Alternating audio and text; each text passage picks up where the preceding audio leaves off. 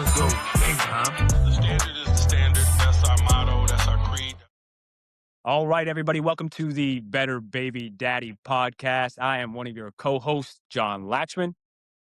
And I am your other co-host, Kelly Burgess. And today we have the positive and powerful Tyler McAdams, the founder of Inspiring Fathers and the creator of the Hero Method, a framework helping single and divorced fathers rebuild structure, emotional control, and leadership after life falls apart.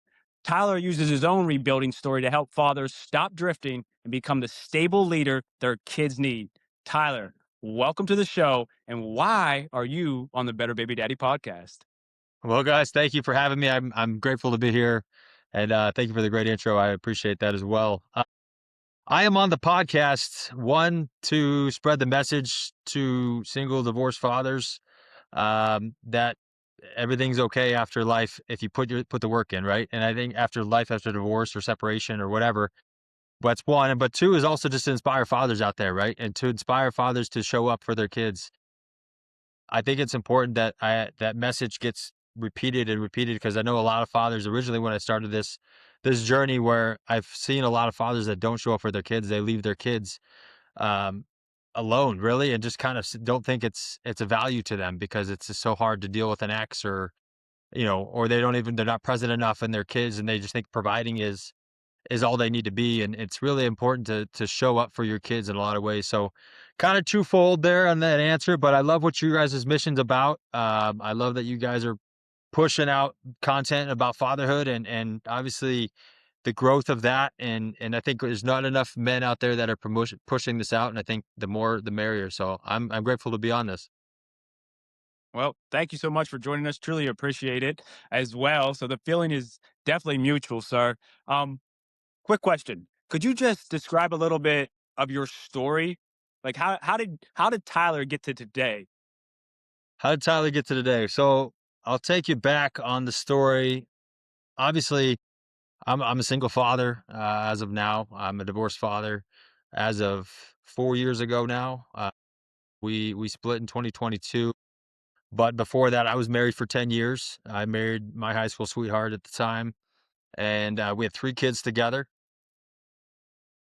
And life was not it was up and down, like a marriage is. It's a lot of work, a lot of a lot of relationship struggles, and then trying to manage kids and things like that. And you know, I've always been one that has shown up as a father, though. I've always been one to build my life around my kids' schedule and make sure I take them to school, make sure I take them to their thing, the extracurricular activities, whatever it is, right? I was always one, because growing up, my biological father um, basically left me at 8 years old. He didn't, he, wa- you know, I had a stepfather step in when I was 3, but I haven't talked to my biological father since I was 8. So, that kind of stuck with me a little bit, right? I'm fine with it now, but over the years, I've just never understood how a father can just leave their child behind and not even claim them as their child. He's even met my daughter Harper, my second child, before, and didn't even consider her his grandchild. And that's just like, it's astonishing to me that somebody has that mental mindset that you don't even want to associate with your own kids. So, the part of the story, I get divorced. Fast forward, I get divorced in 2022, 2023. Um, I jumped into a relationship super quick. I jumped into a relationship, within 4 months after I was split, I left. And 6 months after I separated, found out she was pregnant. So I was in a situation where I was healing from my divorce after 10 years, to then I was, separated from, I was trying to figure that out. And the woman I got together with had 3 other kids. And so I was dealing with 6 kids and one on the way. And I'm trying to heal myself in the process. So the pressure was just astronomical. It was unreal. So, for me, and that, as that process went, we moved in together, right? So I moved in with her, and so she ended up, there's a lot of drama. We had a lot of drama. We weren't ready. She wasn't fully divorced yet. It was just a mess, right? I was just like, what am I doing? Why did I get myself into what did I get myself into? Not all was bad. We connected well in a relationship at decent times. Not everything was bad, but had a lot of troubles. You know, find out my youngest daughter. Luna, she's 2 now, 2 and a half now, and she has gastroschisis. She has a condition where had to get her had surgery, 2 surgeries the first day she was born, and she was in the hospital for 3 months. So she has short gut. So she's a medical child. So I went from 3 kids, a wife, and then I went to now a chaotic mess. So you can understand and you can kind of picture how I've went through a lot of different experiences, right? I went through a lot of emotions, a lot of different struggles. And obviously that relationship didn't work out. I didn't feel respected, appreciated as a man, and I ended up just saying, I gotta bounce. I can't do this anymore. So I took my 3 other older kids and we moved out. So it was one of those situations where, long story short, it was one of those things where I I've gone through a lot of different things, but I created this brand, this page, because I wanted to inspire fathers that weren't showing up for their kids. I ask myself, what am I good at? What do I feel like I'm good at as a man, as a person? And I felt like I've always been known as a good father because I've showed up for my kids. I've been always active with them, always playing with them at family events, always doing things with them. And I knew that me continuing all through the chaos of what my life was going through, that I still showed up for them. I still was at their school events. I was still at their whatever they needed, any extracurriculars. I was still showing up no matter what was going on. I made sure I was there, and so I think a lot of fathers just give up. I think a lot of fathers give up too, and they don't think it's important. But I really feel that we are the most important relationship in a child's life, and I take that as no disrespect to the mother of the child, because I think the mothers have a very important role. But as fathers, we give them confidence, we give them security, we give them comfort. We handle a lot of roles that women just can't do, right? And I think a lot of fathers don't realize the impact that we have on our children in their lives from all different aspects. And so that's kind of how I got here. I think really it's the fact that I wanted to create something. To one, it's a I guess you would say it's a, what do you call those things? A portrait, or not, a journal, online journal for my kids to see when they're older. Because I was started out with them as the main content. I still throw a lot of my kids' content in there. But I just wanted to show them, who I was in my journey, and it also helped me kind of stay grounded as a father, right? And I created that structure within myself to stay inspired within myself and stay motivated to keep showing up is really my main focus. So that's how the journey has been. I know I'm sure I missed a few details in there, but that I didn't want to just drag it out forever. But yeah, that's really how I got here. And now recently I've transitioned into coaching men, um, because I felt like that's the next level I need to get to, because a lot of men reach out, a lot of fathers reach out. How grateful the inspiration and grateful that I'm putting content out there that helps them throughout the day. And I was like, all right, well, I need to take this into another level and really build the community even stronger. So that's kind of what I'm trying to do at this point. Mm, wow.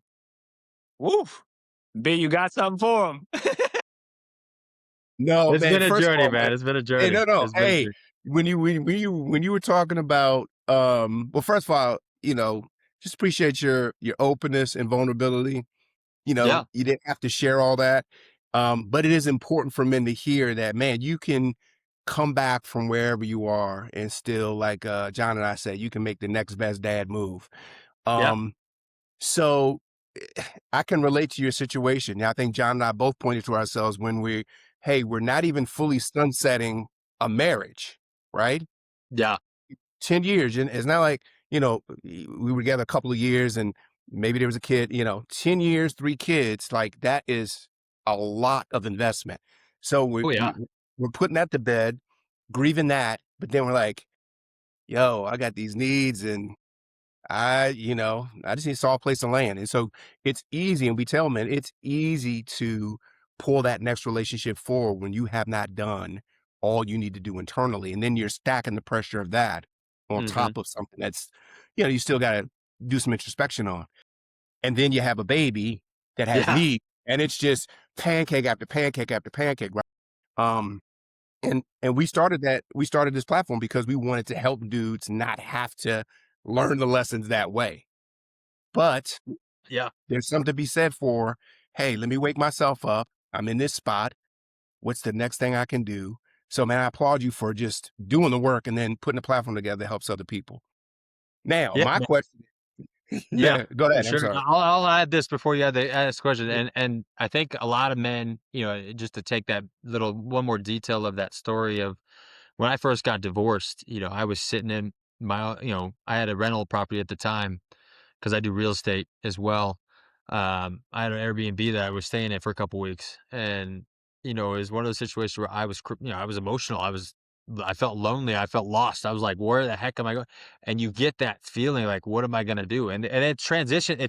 And so I seeked out a relationship thinking that was going to help. And a lot of men I know do that. They think women are gonna help them, right? Or a distraction or a vice like alcohol or porn or whatever it is, right? Or just weed. You just drown at. You drown at it. You just let it go. And at the end of the day, you got to do the work. You got to put in the work. So I think a lot of men, I've realized that I have to put in the work to get myself out of the hole of feeling that way or feeling certain ways. And at the end of the day, that's how I become the hero to my children's stories.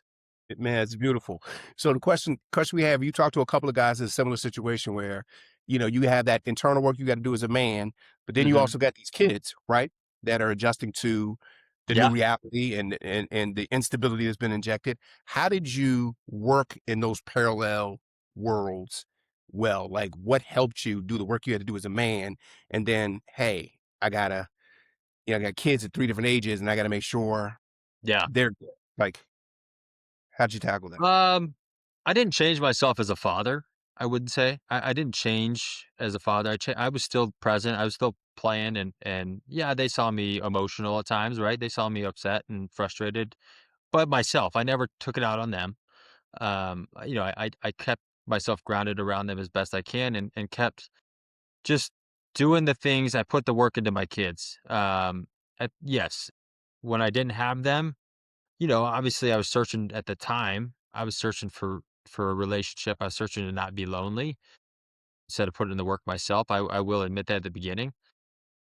But as time's gone on, I've realized I can't control other people's actions or emotions, right? All I can do is focus on myself. I didn't, mixing them to I was one as good as a father, but two, I knew, you know, I was happy in the relationship at the beginning of when you go through the honeymoon phase of a new relationship, it's great, right? Everything was great, all was nice, but then drama starts happening, and things start, and then I'm like, what's going on? But I've realized after those two situations and two separate situations, I've realized that doesn't you know doesn't change me as being a father or showing up. I have not changed that, but I also know that I've also had to show up better for myself and be happy, and my kids to see me happy as a person. I've understood that in my head that if they see me down, that's gonna change their energy even worse, right? They feed off our energy as fathers. They feed off our if our energy is low, they're gonna be frustrated and mad too, and that's the same thing. We set the tone for the household of how we show up for our kids. If we show up with a good attitude, positive, and no matter what life throws at us, they're gonna feel that. If we do the opposite, now every day is not perfect. I'm not saying I'm perfect. There's days I struggle.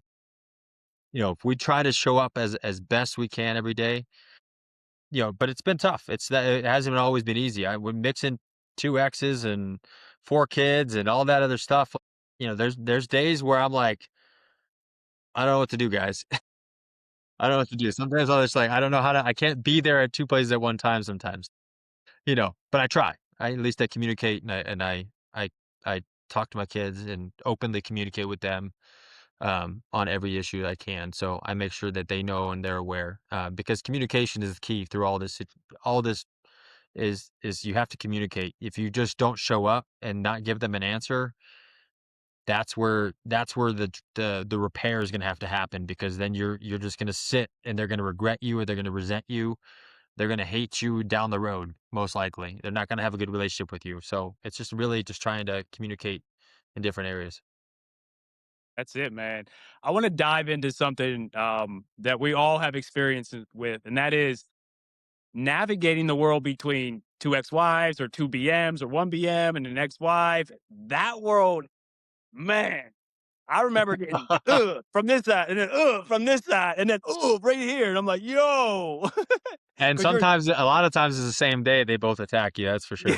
that's And I've it, had man. that a few times, and I'm like, "What is going on right now? What did you guys take?" Are you No, guys talking to one that's it. another? What's going on? Are y'all Or- texting each other then I texting me? Like, swear, what are we unfortunately, doing? yeah. That's that navigating that as a younger man, I was horrible at because, the one is like, I'm in a relationship with the one and I'm trying to appease her, but the Yeah. other one wants something different. And then how do I keep her quote unquote calm, right? But still tell her no because she's saying yes, or vice versa. That can be one of the most difficult things that a man in our situations can deal with. It really is. And then let's add on the complexity of children and now attempt to navigate all that. So I don't know if you have a great story about trying to walk that tightrope. I mean, I'm trying to think of one. I mean, yeah, there's plenty. I would say that, when I was in the relationship with the recent ex, um, with my youngest daughter, there's a lot of, they knew each other. And then that wasn't on purpose either. They knew each other. Okay. So that was not on purpose. It just was like, I don't know. It's kind of hard to explain, but they knew each other. You just Uh, wanted to make it as hard as possible on yourself. That's all. I wanted to make it hard as possible, but that was not my intention. It was not a revenge thing or anything like that. I swear to God, it was not a revenge thing, but it was just something to spark hit, right? And you just didn't realize it. And, um, is one of those situations where, I thought it was gonna be at the time when I was in that relationship. I was like, all right, well, this will work, right? Because they knew each other. I was like, all right, well, that's in my head. I'm like, oh, well, they know each other. They'll figure it. They could be friendly and all this other stuff. And I'm just like stupidly thinking, I'm like, that is dumb. I regret that. um, 2 weeks later. yeah, well, Halloween came one time, and then that's when everything changed. We did Halloween together with all of us, and that turned out to be not so great. And it was one of those things where I would say you can't. You have to have boundaries. You have to set boundaries with your exes. I think there's Yeah. a lot of times where my ex would feed me to her, right? And feed me information or feed me or fire me up because she was backing me. And so I would just respond in a way, right? But I've learned that now that I'm separated from both of them, that, hey, I'm not going to try to push things anymore. At the beginning, you want to try to control, right? You want to try to control. Like I've gone through where like I've tried to put my foot down and say, no, this is what's happening, right? And, and then the other one is like, no, I don't want you around. I don't want my daughter around them and blah, blah, blah, blah, blah. And I'm like, all right, I'm going to do what I got to do for the best for my kids, the best decision for my kids. And I think a lot of men, they don't know how to set the boundary. One, two, they don't know how to properly set the boundary of the exes, right? They don't know how to do that properly, cordially, because obviously I don't want drama. I don't want my exes to hate me. I don't want to hate them. I want to forgive. Forgiveness is key. Forgiveness is king on all of this, right? We got to be able to forgive, first of all. But two, you got to be able to understand that their emotions don't control you anymore, right? And I think a lot of us men think that we get so caught up in what how they affect us. And not to say I don't have, there's days that, because they know how to get underneath your skin, especially when I mean, they know how to get underneath. They know exactly the buttons to push to piss you off.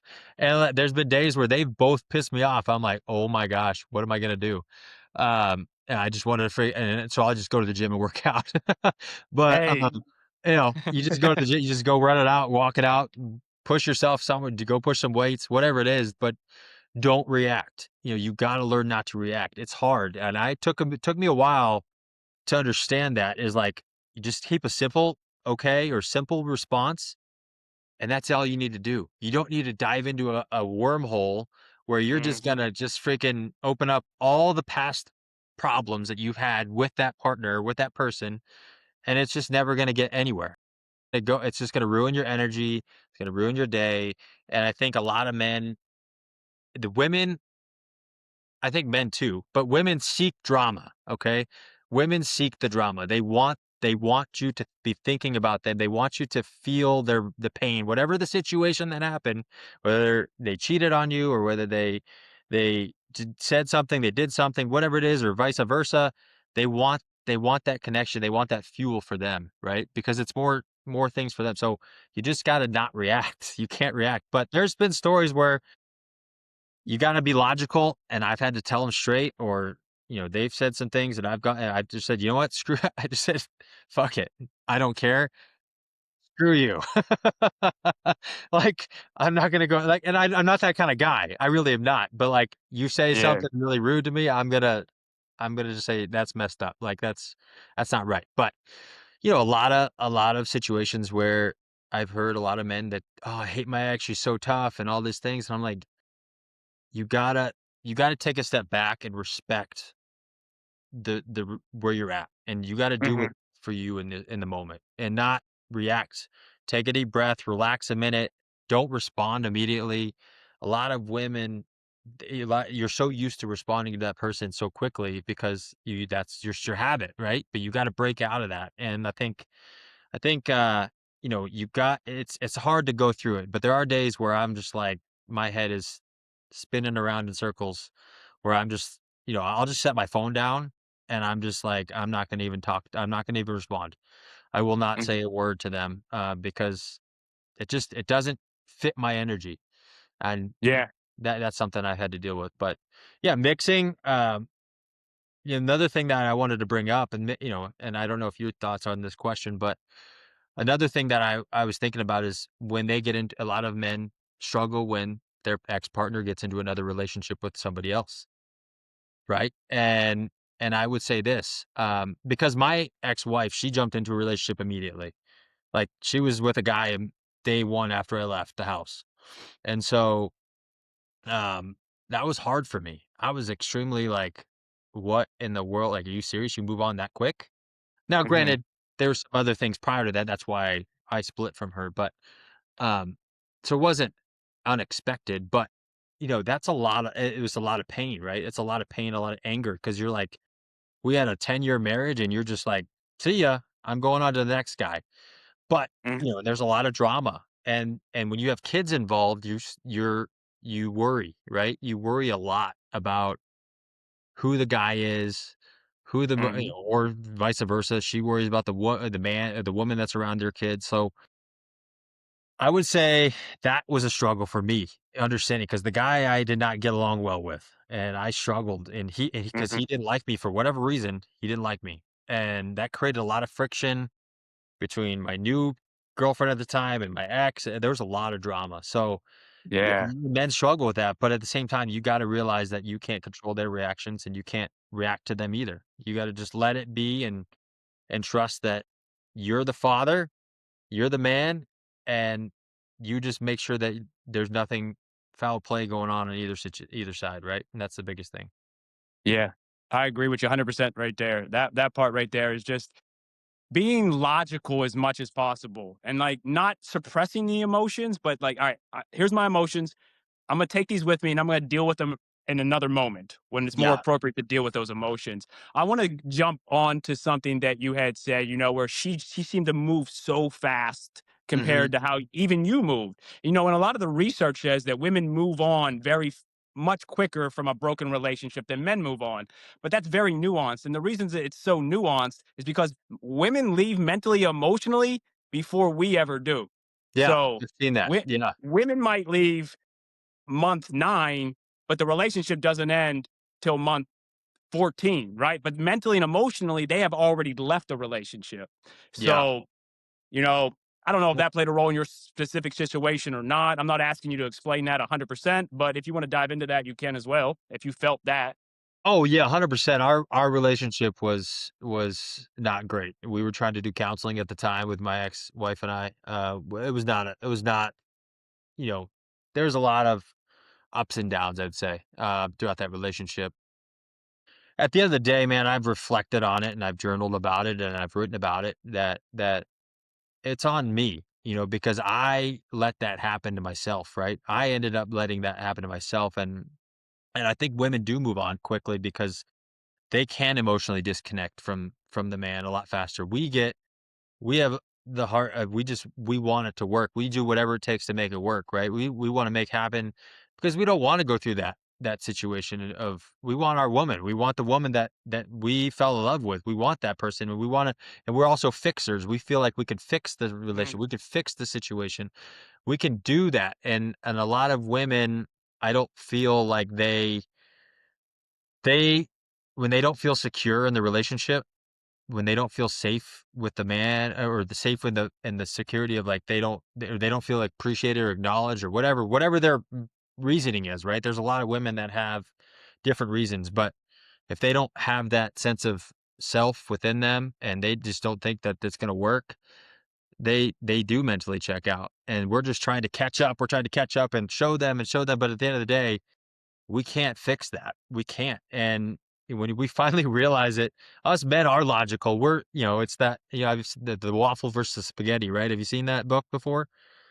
Where, women have a spaghetti brain, we have a waffle brain where we're just very logical and, gridded and we don't have any, we don't think a million different things all the time, right? We do, but we don't. We try to stay logical with the situation that we have in front of us where they're thinking about all the worst case scenario stuff ahead of time. And we're trying to get them to feel it's okay, grounded, and all that other stuff. But, you know, I would say this, man. I would say men and women and relationships in general, it takes work. It takes a lot of work. And and also you have to work on yourself though. I think as I mm, realized through the marriage, I wasn't working on myself as much as I should have. I don't feel like I was the man that I was so focused on my kids that I put the marriage second, right, at the time, and I admit that. I fully admit that. I think a lot of men do the same thing, right? And they put themselves first or put the kids first or whatever it is, and they forget about the marriage and who they actually married. But as a single father, I think women move on so fast because they don't feel like they have a choice, right? They don't feel like I think they feel so insecure within themselves that they just want to run away and they want to find somebody else that would actually appreciate and they'll jump to the first guy that shows them any kind of love that they're missing. And that's how my ex was. She felt connected with another man because I wasn't giving her the attention specifically that she wanted, even though I tried, but it wasn't consistent enough, right? So it wasn't mm. consistent enough for her and she wasn't willing to put in the work. So yeah, I fully agree that women check out a lot faster than men. I think that's completely true. And it's hard. It's hard to think like that, and it's hard to accept that as a man because you just don't Yeah, understand how that's possible. It's hard to accept, but it yeah, is true.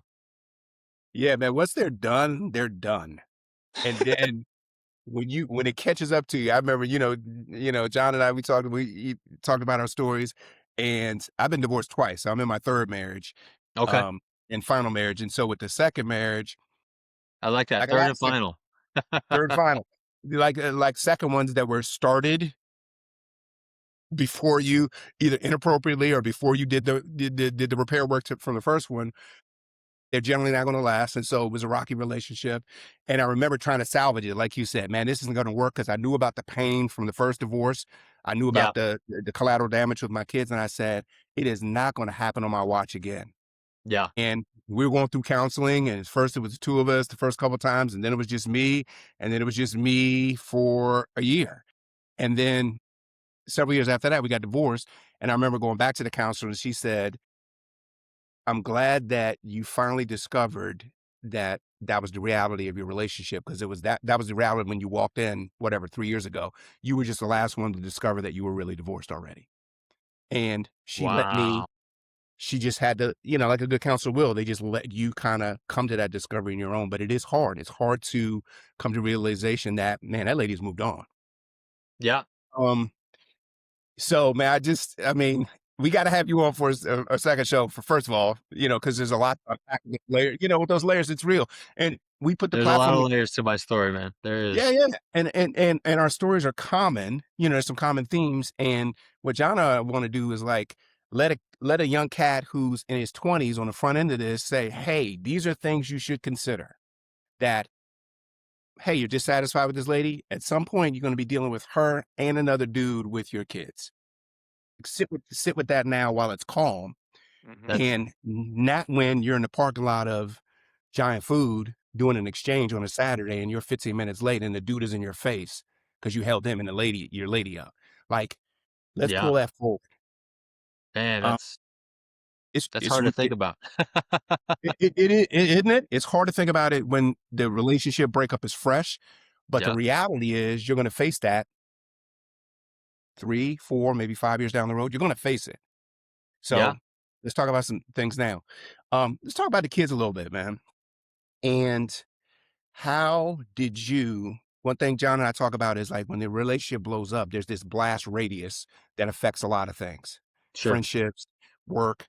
How did you insulate your kids from the reality of, hey, whatever it was, we're not going back to the house again, or you're going to be in two houses? How did you help them? You spoke about it before you were still dad, but like practically, how did you help them get used to the new normal? I mean, it Um, was hard. Don't get me wrong. That was a really, really, that was a really hard transition, right? I mean, when her and I broke the news because we mutually agreed. I wasn't in a good mental spot, and I just was done with the relationship. So we mutually agreed to tell them, all three of them, at the same time. you told them together? Uh-huh. You said, wow, We sat them that down and we just said, we're not going to be married anymore. We're not going to be together. And, I told them I was moving out and they didn't understand it. Of course, when I told them I left and I was just in my car bawling, man, I was excruciating to say. That was one of the hardest moments I think I've ever, because I didn't just change my life. I changed their lives, right? I just changed their lives by saying that. And then them telling them that to their face, and them looking just confused. I couldn't I wish I didn't leave the house at that minute, 10 minutes later, 20 minutes later, because I left my kids. I think that is one thing I do regret because I felt like at that moment they actually needed me as the father, but I just had to I was emotionally wrecked at that moment. I just couldn't do it. So that transition was hard. Now they were positive as best they can. They understood in a way, because they saw my ex and I fighting a lot.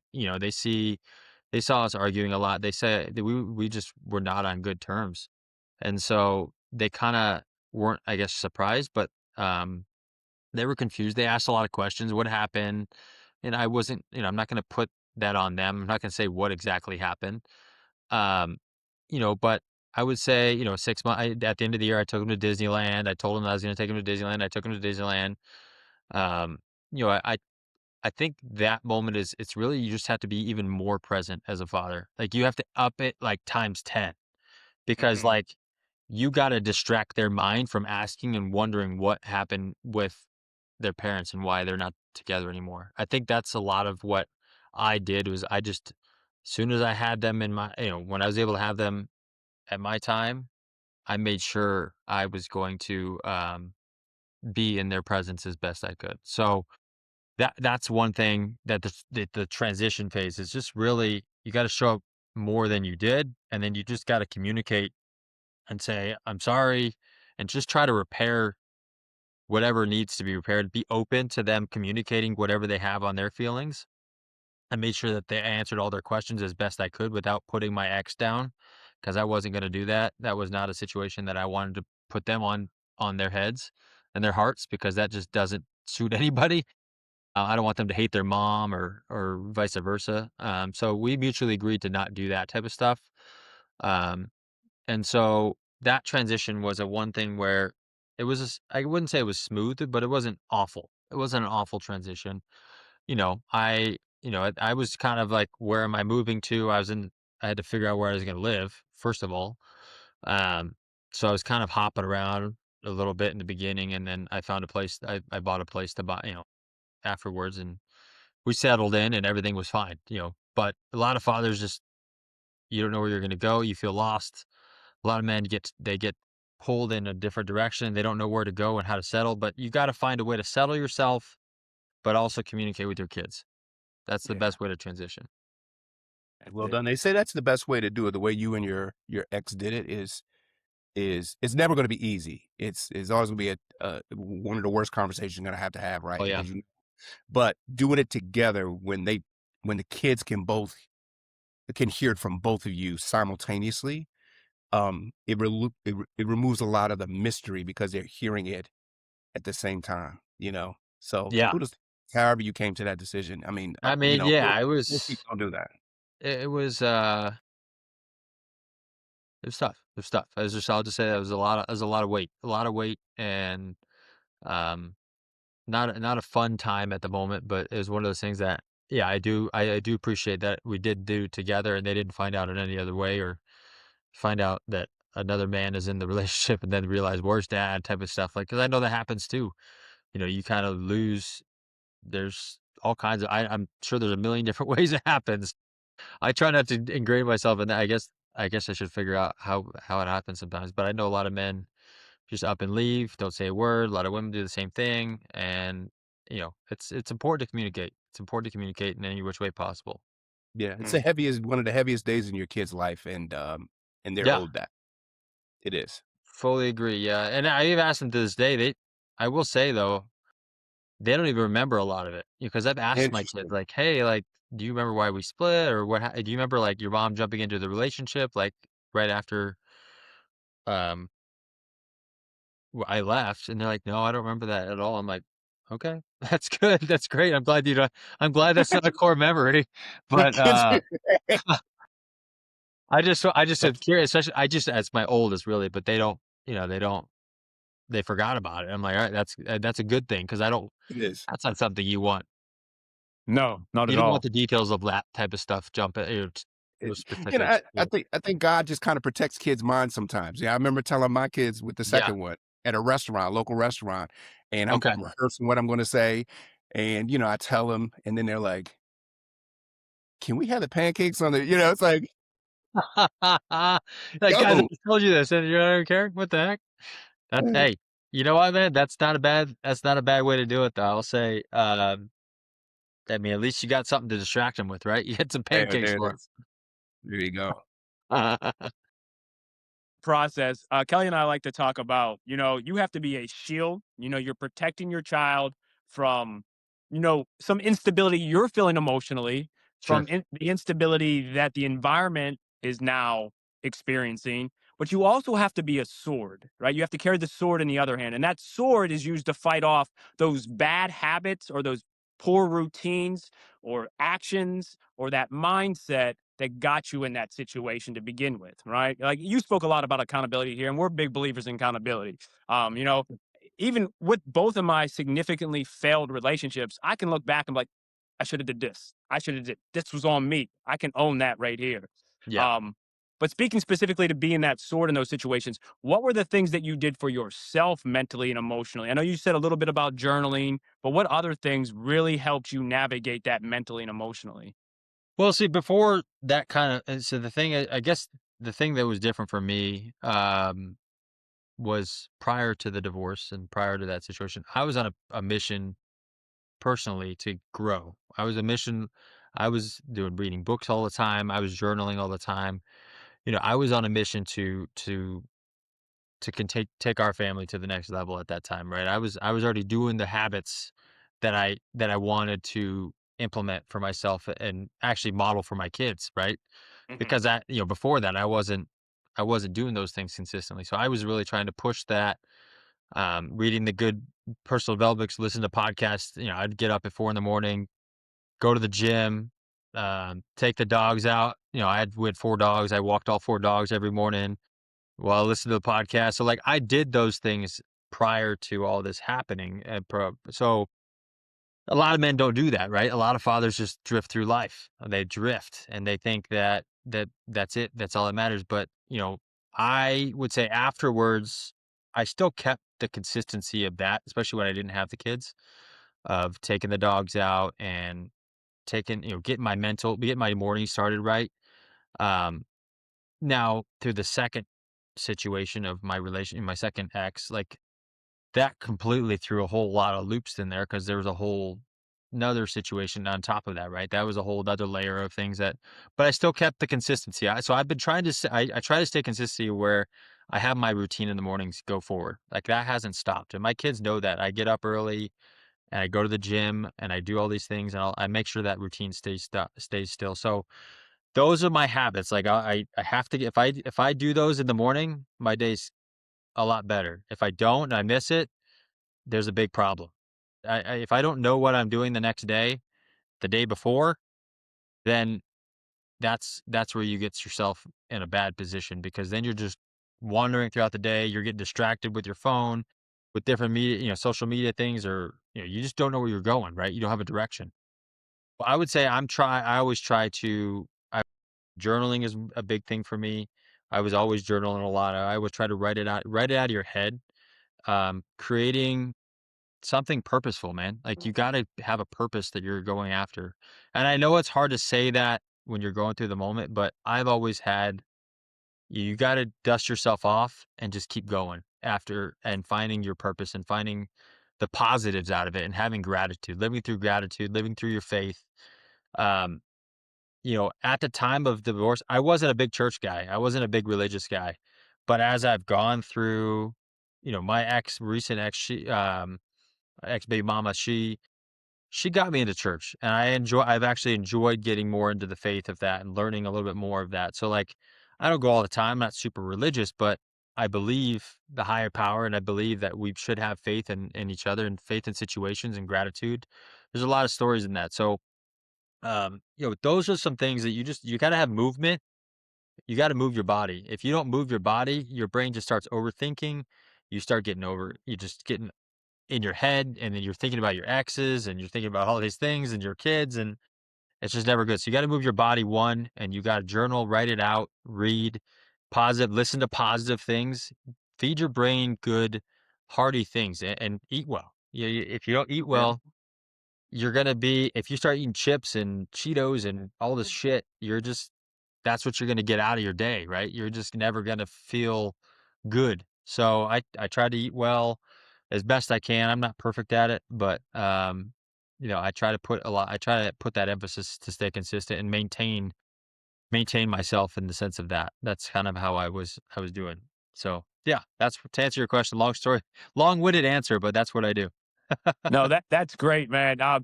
Your story really mirrors a lot of my story, Okay. which is very interesting because um, yours kind of happened with your first relationship. Mine happened with my second relationship, and I don't know if this is necessarily. I'm not trying to put this on you, but I really started working on myself in my second relationship. Okay. Um, doing the same things as you. I was starting to get up early. I started listening. I read the book, The 5 a.m. Club, and I was locked in ever since that moment. I love Um, that. yeah. So, and then the gym in the morning, working out in the morning, reading, podcast, and I've maintained that stuff till this day. Kelly and I both are big listeners of positive and influential type podcasts that really help men grow, Yeah. and we read books all the time like that as well. Yes. So it's a very interesting dynamic that you've experienced, and I've experienced the same thing. Would you say that and this is for me, I can say this about myself. I got to the point in that my final significant relationship there where I felt like I was lighting myself on fire to keep everybody else warm because I was working so hard at just like, we got to make this work. We got to make this work. I can't let another one fail. Yeah. Oh, 1,000%. Yeah. I mean, Yeah. I certainly put that on me like that. I fully agree with you on that. I felt like I was doing a lot of I just felt like I was burning and then you burn out, right? And then Hmm. I have burned out a little bit. I had burned out a little bit because I was just like, man, I can't emotionally do this anymore. Like, what am I doing? I'm working on myself and trying to keep everybody afloat and it's not working, right? You don't feel like it's working, but you have to go back to understanding, like, how did you get to where you are mentally and strong? But I was my mentally most strong when I did those things, right? You realize that, but yes, you're lighting the fire for everybody else, but that's what we do as men. That's how we have to do it. We have to get up early. We have to set the stage, set the standard for the day, set the tone, the energy. All those things have to be done from us. That's Hmm. our job. That's one of our jobs. That's why we were created. Is because if you think Hmm. about a history of everything, right? Men lead. Men are leaders. We are leaders. No matter what you say, men are born to lead. And so, we have to take that.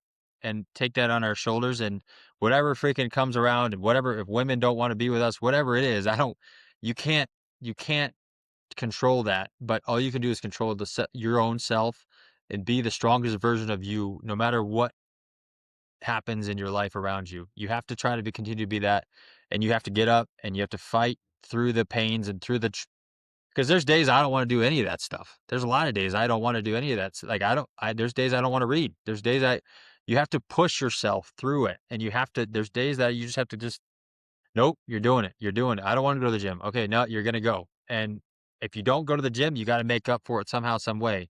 Do push-ups, go That's on a it. walk, do whatever it is. Yep. Like, don't beat yourself up, but do something that can satisfy what you missed, right? And I think a lot of us fathers, we just get down on ourselves. A lot of men, they just, I don't want to go, just too late to go to the gym. I'm too tired. Screw it. No, just fucking work out at home. Just do something. You can do a quick workout on YouTube and find something that just gets your energy going, right? Or go on a walk with your kids, for goodness sakes. That's what I do a lot. If I miss a workout, I'll just say, all right, guys, we're going on a family walk tonight. And that's what we do. And that is even better, because it's not only a mental workout for you, but it's a workout you're actually spending time with your kids too, right? There's so many ways, and I think a lot of we overcomplicate it. But yeah, I would say that we have to just stop. We can't make excuses. We have to stay accountable to ourselves. And a lot of men, they make excuses, or they blame other people. They blame their ex, or they blame the whatever happened. At the end of the day, it's on you as a man. It's on you to take that ownership and accountability to say, hey, I created what I've created, because at the end of the day, we created it, right? It doesn't matter what she did. We didn't do something right. We didn't do something right at some point in the relationship or whatever. We did not satisfy their needs for whatever reason, but it's on us. Or we didn't look at the red flags in a relationship and we ignored them because, we could fix it. We can fix them. We can make them work. It happens all the freaking time. And you realize it, but a lot of men don't reflect on them, on their either. I think that's what journaling is all about, where you got to reflect, man. You got to reflect on your day, share yourself the way, I've actually recently, I just started up, with my daughter. I actually bought a little whiteboard actually for my kids. I bought a gratitude. So we write on what we're grateful for each morning when I have them. I would say I want them to write, hey, what are you grateful for each morning? So I do that with them. And then secondly, I've had with my daughter, I said, hey, I want you to write your wins down at the end of the night. Write out what you won at today. One thing. I write 3 or 4, but write out what you were good at, what you won at for today. What did you get a sale? Did you? For me, it's I get a sale, or did I get a client, or whatever it is. Did I read 10 pages, or did I work out, or whatever it is? It's what. But you get in those habits. You got to get in those habits of structure and accountability for yourself, and just look at the positives in your day. That's it, man. That's so beautifully said. Man, if you lived here, we'd be great friends, I feel. Yeah, I'm moving, bro. I'm moving. No, we You certainly guys have are a twins. lot in common. I saw your eyes brighten up, John, when he said he gets up at 5 o'clock in the morning, goes to the gym, I starts was like, let's reading. I go. said, that's John's twin right there. You play But basketball too? Because I do a lot. Yeah, I do. Yeah, I do. Hell yeah, I dude. played high school basketball and stuff. Yeah, man. All right, man. Well, that might be why we connect, because I play a lot. I play like 4 or 5 times a week. Oh, unfortunately, I don't play that much anymore. But man, yeah, I love basketball. It's my favorite all It's time killing my knees and my pastime. feet a little bit, but hey, man, I push through. I don't care. I gotta get Yeah, that. It's good, like therapy for me, brother. It's just like when you're on the court, man. There's nothing like it, man.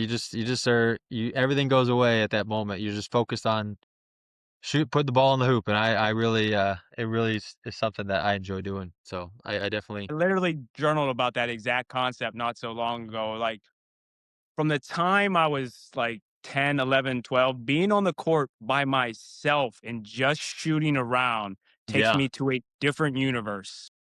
it Whether I does. thought I was Scottie Pippen, Michael Jordan, or I was just reflecting on life in general. You know what I mean? It really, it really does. I mean, whatever sport. I mean, it could be freaking pickleball for all that matters. I mean, it could be whatever, but it really, when you're doing active like things like that and just getting your body active and mind, you just zone into a different world, right? It is a much needed thing to do for everybody involved. I think if you don't have a hobby, find a hobby as a man. Find a hobby to do that you actually enjoy. Try different things. Yeah, I want to try getting into more like jujitsu lately or coming up. I want to do things like that. That's one of my goals this year is to get into something boxing, jujitsu, something different that I Yeah. have been interested in. And yeah, you just got to start doing try different things because shoot, you can't just sit around all the time and sit in your house, do nothing. Absolutely, man. I really, Kelly, I'm going to let you speak for a second. I know I've been bogarting the time here, but I want to go back really quickly to something you said. And you talked about that leadership and then you talked about that accountability. And I think what some men miss is that if you're going to call yourself a leader, then you also have to be accountable for what occurs in the relationship. So if I'm the leader of the relationship, that's how I view myself. And that's how my significant other views me as the leader of the relationship. Then by default, I also become accountable for what occurs within the relationship. That doesn't mean I excuse anything that someone else does that's wrong, but I'm accountable. I become the default accountability person in the relationship because of that. And that's not to excuse anybody's wrongdoing within the relationship. Yeah, I Yeah. mean, what you said there, man, it happens on your watch, right? Yeah. So you can't control every, it's another human being or several other human beings, but it's under your watch. And so I think as men, real men, we ultimately say, this happened under my watch. It didn't go well. Uh, Here's some things that I got to completely own that. Didn't see, like you said, Tyler, I didn't see the red flags. I should have. Yeah. Next time up, we're going to be a little better. So I'm sorry, you were going to respond to that, man, and I busted in No, again. no, no. I totally, I didn't mean to interrupt you. No, I would say it's hard to be accountable as a man, right? It's hard to it's your ego gets in the way, right? Our egos get in the way, man. It's just the truth. Like, we want, and it's not a control thing. It's just a confidence thing for us. I think it's like, we don't want to accept that, right? We don't want to accept that we were wrong. We don't want to accept it. But at the end of the day, like, if you just take a minute and realize, oh shoot, all right, well oh wait, yeah, wait, that's probably true. That I ignored a lot of that because the woman was gorgeous. She was a smoking hot woman, and you think with the wrong head, right? You think with the wrong head a lot. Right? That's as men, you think with the wrong head, and we get caught sometimes. We get caught that way. But at the end of the day, you have to realize that you have to put in the work to okay, that didn't work. It's just like put yourself back in the sports analogy, right? When you're in basketball, right? You have a team where you suck, right? But you have to keep trying to get better, right? You still have to try to there's things to work on. Even if you're a great team, you still have to get better. There's still always things to improve. So you're not going to win at everything, but in relationships are very similar. Life is similar in ways. You have to always work on yourself and become the better version so you can be attracting the right energy, as we talked about earlier before we started this podcast, was that we were talking about you have to keep growing and try to attract the energy that you want to have, right? You can't force it. You have to attract it. And it starts with us as men. We have to attract it by being the best version of ourselves to get exactly something similar to what we want, right? We're not going to find the perfect woman or perfect partner or anything like that, but you have to attract it within yourself, and that's where it starts, and that's something that I've had to take some hard lessons myself. Where if the beginning of a relationship, you think everything's golden, you think you're going to live with forever for this person, and you have to just take it day by day in a way, and have the vision, but also continue to put in the work, and it has to be reciprocal. Yeah. I mean, you hit it on the head. I just had one more question. First of all, I appreciate you telling the audience that relationships are work. I think in the Hmm. beginning, hey, when she's smoking hot and the sex is great and you ain't never had, and I was listening to a podcast the other day and the dude talked about in the beginning when that sex is real loud in your ears. Yeah. Eventually the sex quiets down and you got the real relationship Yep.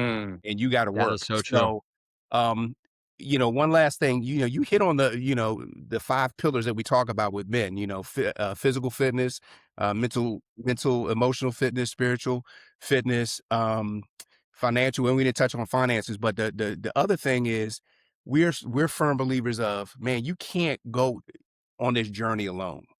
Like you have to have some Yeah. system, some guys around Yep. you who understand what's ahead of you, Correct. who are worth traveling that journey on with you. Can you speak to any guys that said maybe at different phases, you know, they were like, Yeah. yeah, hey man, you can do it, or this is what I'm seeing from the outside. I'm rocking with you, but man, when you did that, that was kind of greasy. Can you speak to the tribe of guys you had around you to help you navigate all the Yeah. stuff? Yeah. I would say, you know, I would say it's important because you got to have guys that are going to back you up and give you some guidance, right? And I think and hold you accountable, right? There's certain situations I've been in that guys are like, don't do that, or don't, where you emotionally want to go back to trying to fix the relationship, for example, or you emotionally want to say this or say that. You got to have the guidance of like structure and really accountability from another man and another man's wisdom, because it's not something. When I was going through this, I had a tribe of guys where and honestly, I would say this, I had my mom too. My mom is a big pillar in my life, for me, because I'm close with her. But the guys that I've had in my life are very influential as well. And I think it's key because us as men, we don't know how to react, or we want to try to react the right way most of the time. But if you don't have the right guys around you that are speaking like, "Hey, that's not a good idea." Like my brother, for example, is another one. Like he knows me pretty well, or when I come my buddies, like they know me very well, and I think it's important that you have the right people around you, and that's why I built this group community, and that's why you guys are building your community, because I've never been through something like this. I never thought I'd be through something like this. And a lot of the men that are out there, they don't know what the heck is going on. So it's like when you have a grounded person next to you, with somebody who knows what how to, how to get through it, what you need to do to get through it, or give you better influence on how to handle the situation, you're gonna have a better success rate of getting out of it, right? And actually having a better life. A lot of men don't think that they need this. They think therapy is going to fix them, but therapy is not going to fix you. That's not all that's going to fix you. Therapy is not going to fix what you have. They're just going to validate what you already know to be true. They're not going to fix you. You have to have a certain system, a certain way, like we've talked about, where you have the 5 pillars. I think it's key. Like you have to have those 5 pillars in a system, where I have the hero method, in that where you have to have certain layers that you're continuously working on, but you have to have that accountability coach, friend, person, whatever it is, somebody that actually cares about you. And I think I had those people in my corner going through this process, but I still, at the end of the day, it was up to me to put in the work. It's up to me to Yeah. do a structure that I put together now for men, because it's important that they have. It's been important that if you're not going to put not a lot of men know what to do here that we've talked about today. They don't understand that they have to have consistency that's going to fix themselves. They don't believe it. They don't Hmm. think it's going to fix or get them to the next level of their own lives, because they just think it's you know just a fun bunch of malarkey. I don't know.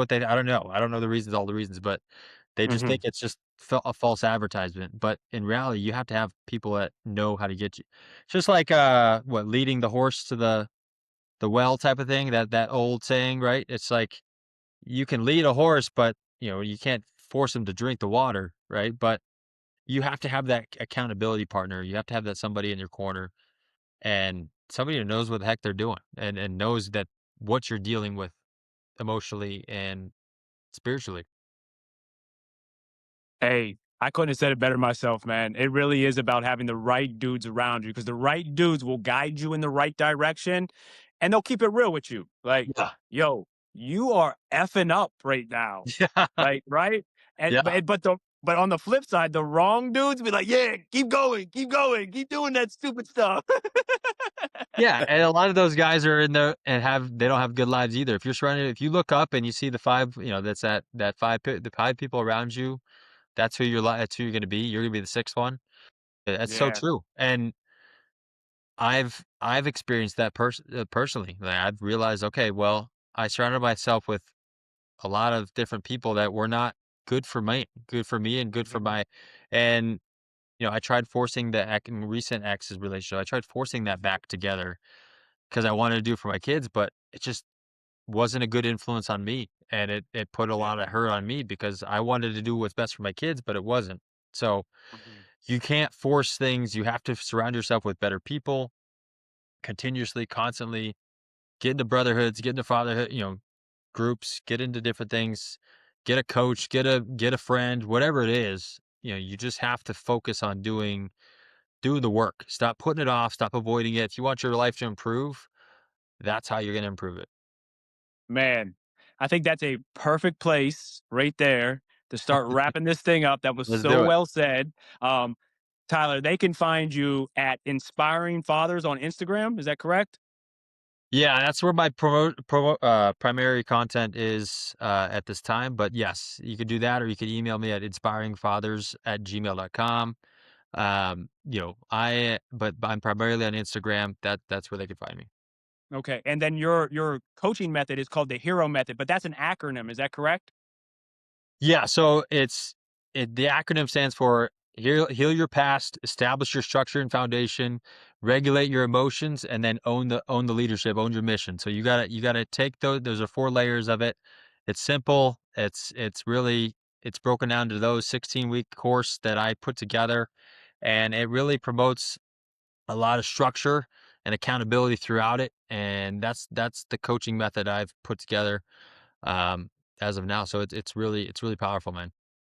That's awesome, man. Like what you are doing for men is so needed. And then they You can guys just as well. yeah, they can just DM you or reach out on you on Instagram anyway, and then you'll be able to drop them whatever details they need, right? 100%. Yeah, and I've been doing master classes. I'll be doing them probably every other week. And I'll put those on my Instagram as well. But I've been doing getting groups of guys together and kind of teaching them different tactics that I work with, that I do on a Mhm. daily basis, that is kind of in my program. And it's really been Awesome. beneficial. So Awesome. Awesome. Well, hey, Tyler, thank you so much. You've been so gracious with your time and all your valuable information that you've passed on to the audience. It's just been amazing. I yeah, know B has some closing words for you as well. No, man, I no, man, I appreciate it, Yeah. man. appreciate it. I appreciate, I mean, that structure and you talked about emotional regulation, man. I was like, yo, man, I could have used that 25 years ago. It's 25 Really would have years ago. saved me a lot of grief.